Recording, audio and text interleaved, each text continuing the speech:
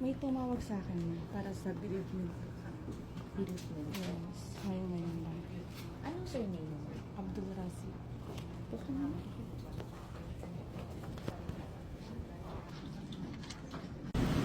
Ay, assalamualaikum. Pupunta ako sa Union Bank. Kasi nakuha ko na yung ano ko, bereavement fee ko na sheke. So ngayon, i-withdraw ko siya. So, sana makuha ko siya agad. Bismillah. Check in cash. Check in cash.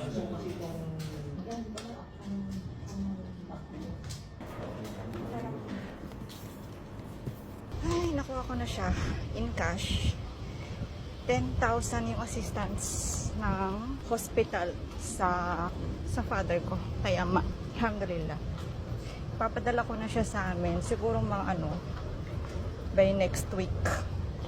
Siguro papadala ko lang 7,000 yung tapos yung 3,000 akin na lang. Kupit. Kasi wala akong sinahod sa wala akong sinahod ng isang buwan. Sinahod ko lang sa isang buwan 5,000 kasi ang dami kong absent 2 weeks, 21 days. Kaya ayun. Balik na ako sa laboratory kasi nag-excuse lang ako para kunin siya.